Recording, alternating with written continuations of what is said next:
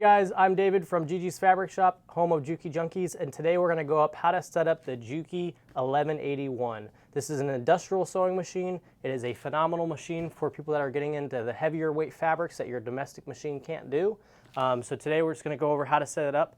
When you purchase from JukiJunkies.com, your table does come fully assembled, and it's just how you see it in this picture right here. You got the machine head and the table. The motor's already mounted, the foot pedal's already there. So really all we have to do is drop the machine head in the table, put the oil pan on, put the thread stand up, and we're ready to rock. So let's go ahead and get started.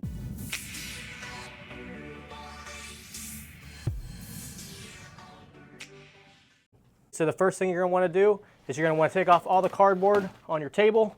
Now obviously, since it is an industrial table and it's coming on an 18-wheeler, it is common to see small little scratches on the edge. It's not gonna be perfectly perfect, but it shouldn't be, there should be no major cracks, big dents, nothing like that. So make sure you inspect it before you set it up, because once you get it set up, you're not going to want to take it apart again. So just making sure there's no big major cracks, we're good to go.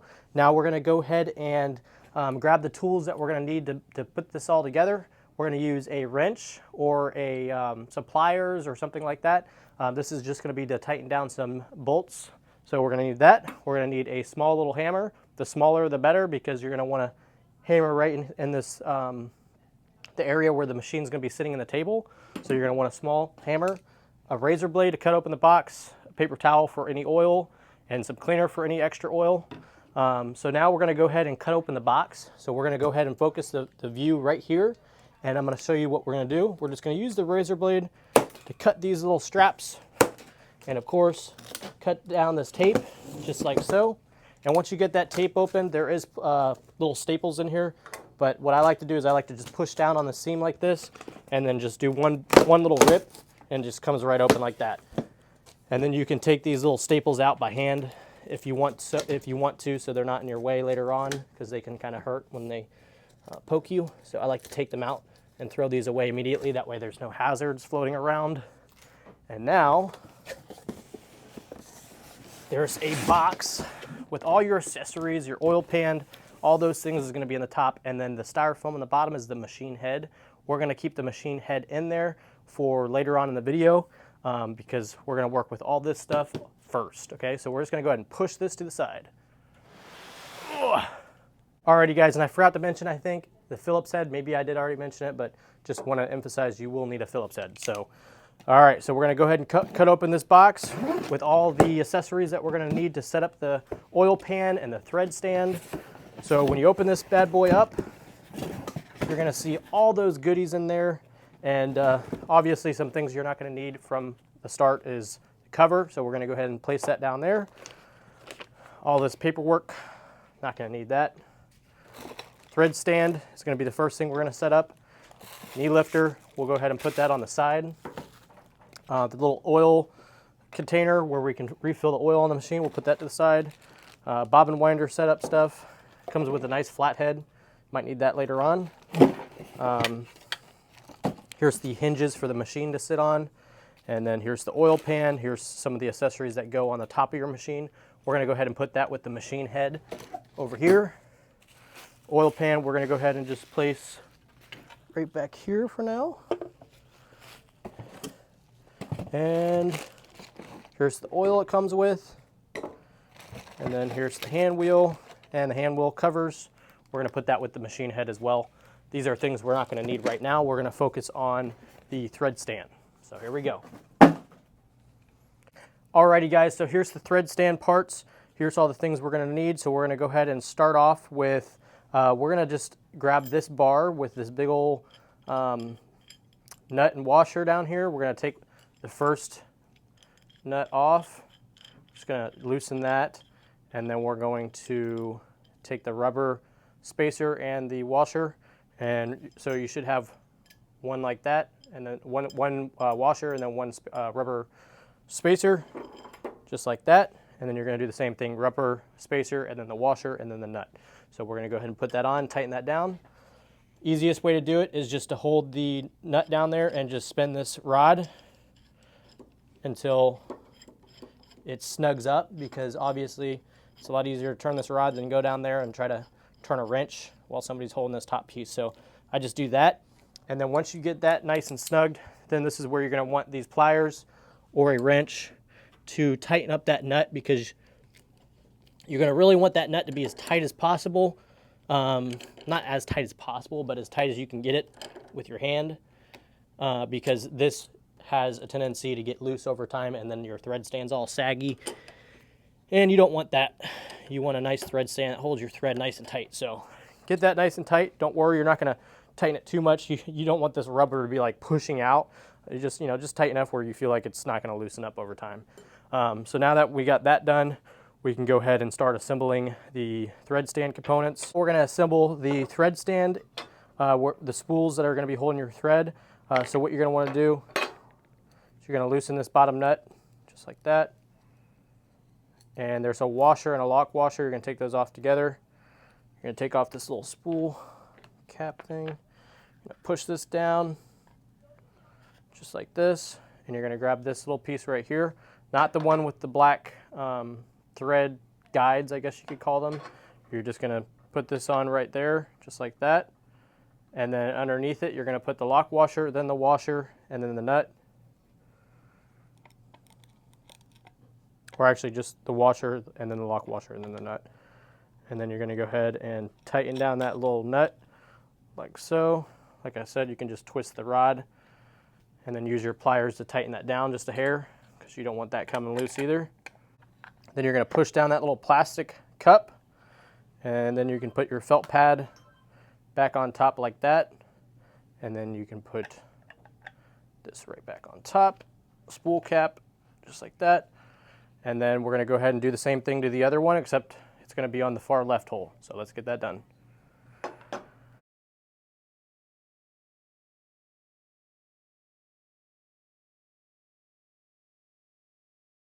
We're going to throw this on first before we put on the second rod. So what you're going to want to do to tighten this down is you're going to grab your Phillips head. You're going to focus over here in this little spot, and you're going to tighten that down. And you're going to use your pliers to hold the nut on the backside while you tighten that down. And this is going to be where your thread comes out towards your machine.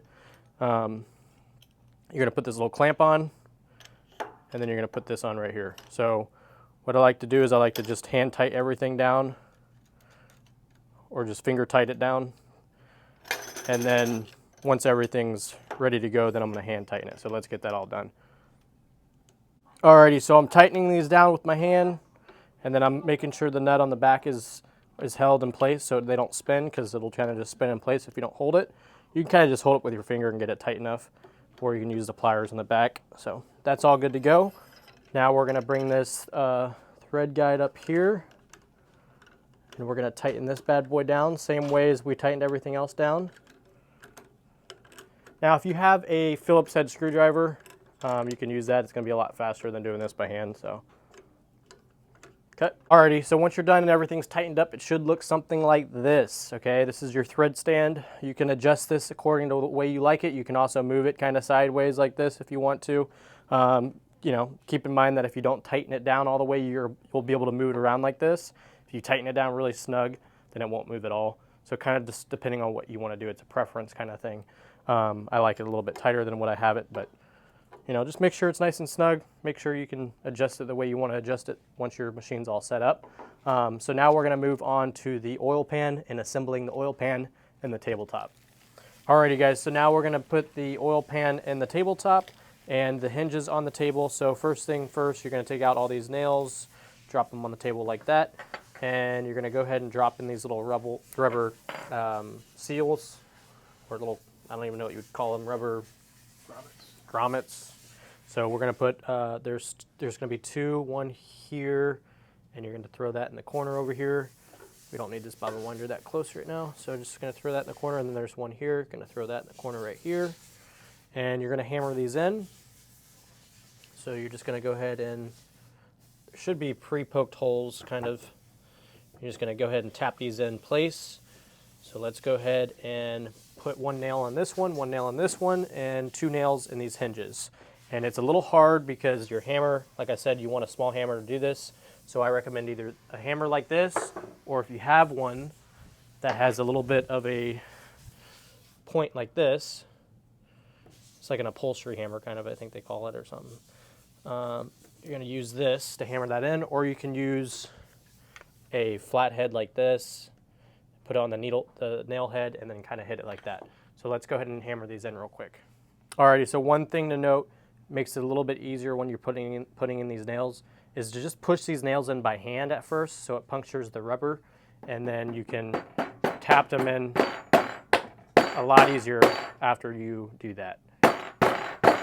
See what I'm saying? It's kind of hard to get a nail or a hammer in there, so what you can use is you can use a flathead like this, and then hit the top of the flathead, and that'll help push it down flush. So you don't want your nails sticking up too much. You kind of want them pushed in to the rubber a little bit. So once you get that done, you can go ahead and drop in your oil pan, and of course you want to drop it in where the opening is on the right side if you're looking at the front of the table. So just drop that in there like that, making sure it sits all the way down. And you're not going to need these little rubber pieces, so you can just kind of just throw those on the side. You won't need those. So we're good to go. Now we got the oil pan on. We're going to put these little hinges on here like this, and we can go ahead and drop in the machine. One thing to note when you're putting these hinges on, you can either put them on the table like this and line it up with the machine as you drop it in, or you can go ahead and just put these in the machine on the side and drop them in and have somebody kind of just guide these hinges into place as you're lifting up the machine.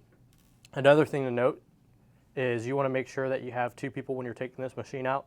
It's very heavy and you don't want to drop it, so make sure you got two people to kind of help you guide it into place. So let's go ahead and drop that in.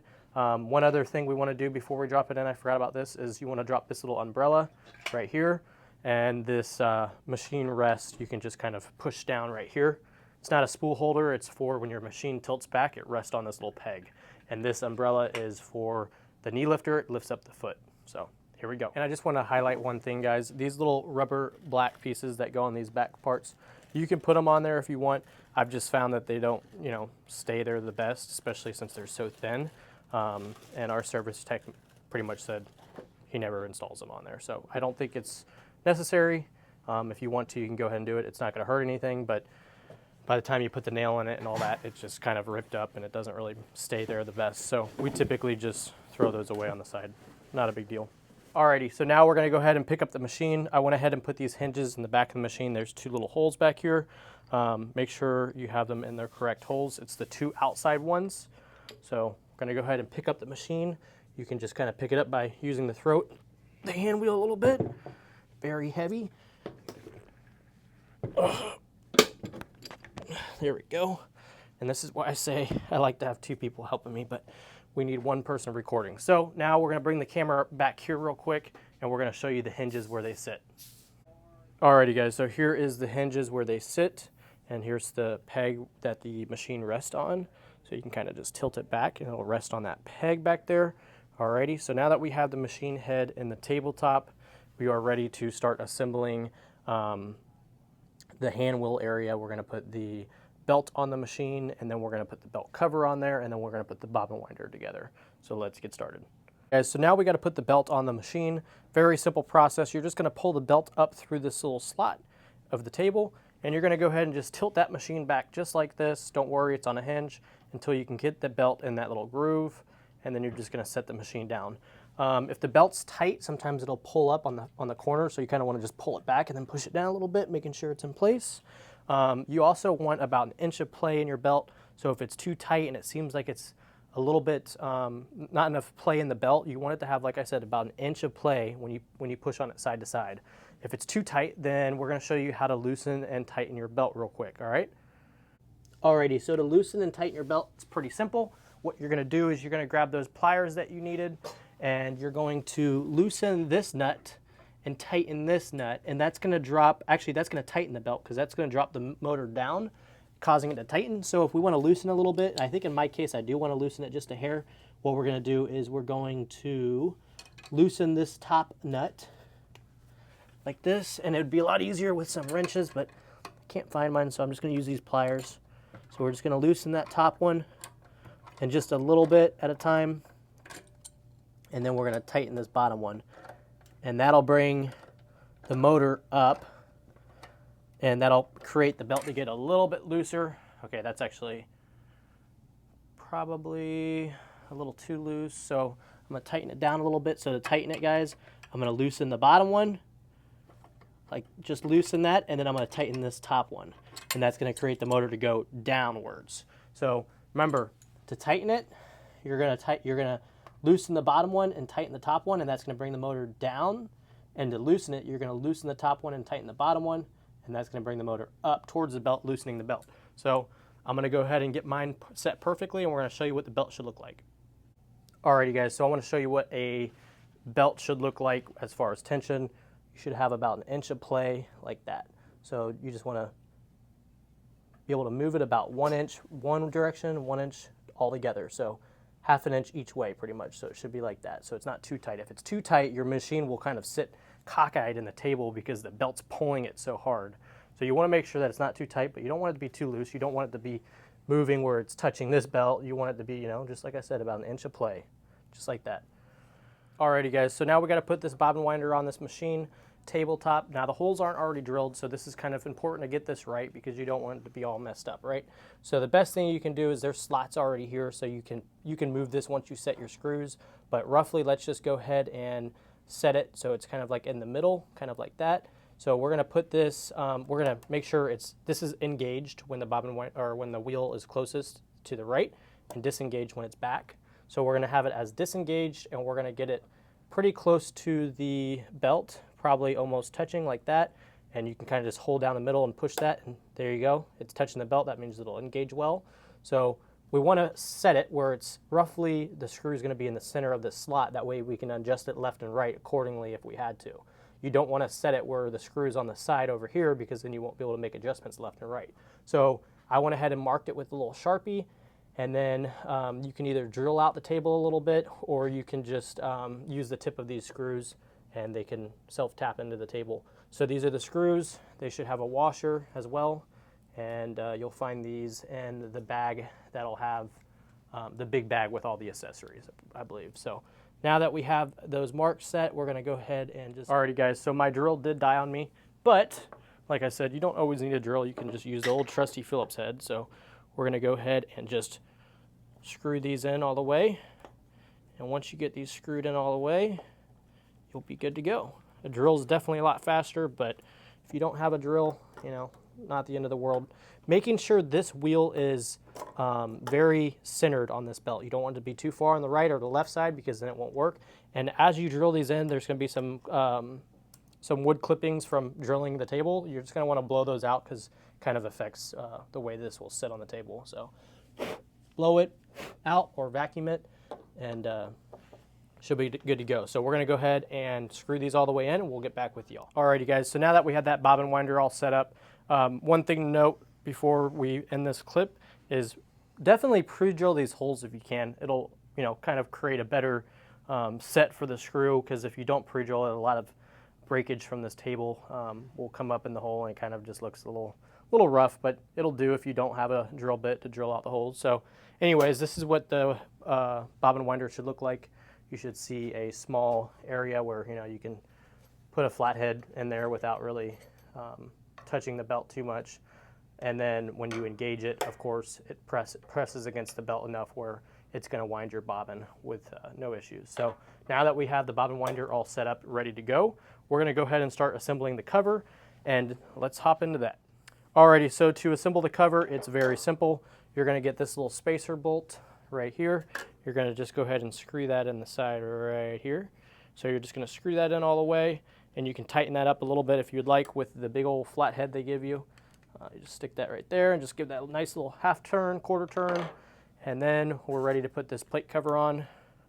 And to put this on, you're just going to pop out this little piece right here, just like so. Kind of go around the belt and line it up with those holes, and then you're going to grab these big old Phillips head screws, and you're going to put one here and one right here. Okay?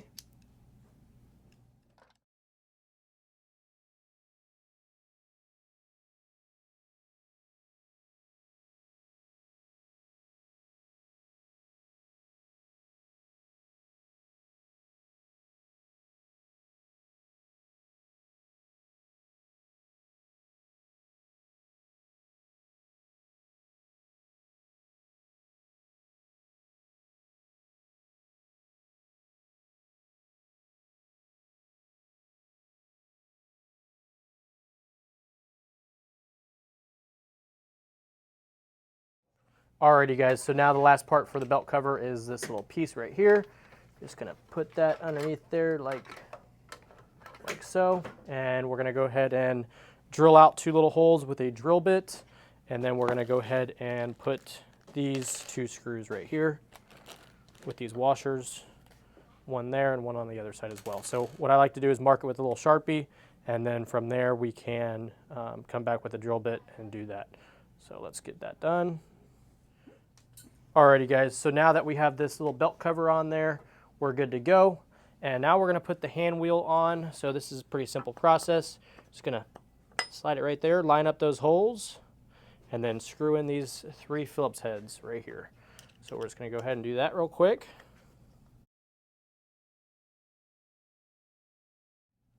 Oh, and one thing guys, I forgot to put the washer on this Phillips head right here. There's a black washer you can just throw on there before you screw this in. Not at the end of the day if you don't do it, but I like to use it if you can. There we go. Alrighty guys, so now we're gonna go ahead and install this knee lifter. So the best way to do this is you're gonna wanna make sure that you either have a adjustable wrench or a 10 millimeter wrench. These pliers just weren't cutting it for me because you really wanna make sure this is really tight. If this isn't tight, your knee lifter will not pick up your foot, and I'll be getting phone calls. You guys are like, why isn't my foot lifting up? It's just because your knee lifter is not tightened down enough, because this thing will start moving with it not being tight. If it's not tightened down all the way, it'll just kind of move in place and it won't actually move the knee lifter, okay? So you're gonna want to loosen this bolt right here, back it out all the way, and then you're gonna just go ahead and slide this knee lifter bar into that little clamp there, and then you're gonna tighten this down really nice and tight with the wrench, and then you're gonna also tighten down this top one really tight with the 10 millimeter wrench or adjustable wrench like I got. Another thing to keep in mind is this is all preference, so hand tighten everything down, sit on the table, use the knee lifter, making sure that it's in the right position where your knee is gonna engage it in the right area without you having to move your leg too much over, and then tighten everything down. This pad can adjust right here with this bolt as well, so you can loosen this and adjust that, and you can adjust that up and down on this bar, side to side, all those kind of things. So don't tighten it down too much until you sit down and test it out and make sure everything's good to go. So now we're good there. Let's go ahead and move up to the top and wrap up this assembly. Alrighty guys, so let's go ahead and install this little thread guide right here. This is just gonna go right in this little hole. It's gonna be kind of slanted so it's facing the thread, and then you can kind of just tap it in with the back of your Phillips head like that. That way it doesn't fall out of place. So just give it a couple taps and you're good to go, okay? So now that that's in there, we're ready to start looking at all the other things that came with the machine. You're gonna pull out this little drawer right here. If you can see right in this area, it's gonna come with a LED light, and to install this, it's very simple. Just gonna open it up like that. Voila, and I know this sounds like something you probably don't need help installing, but watch this, okay? So this plugs in or hooks on, it's magnetic, and then this plugs into the back of the motor. There's a spot where your LED light can plug in, so that way you don't have to plug it into an outlet separately. It can all plug into the motor and you're good to go, okay? All right, so now that we got that LED done, these little pads in here, these are brushes for the motor. Our service tech, he's actually here today. I'm asking him questions as I do the video because I'm not an expert, okay? I just know how to do this kind of sometimes. I usually do the 1541s. Haven't done too many of the 1181s, but so I was asking him some questions here and there.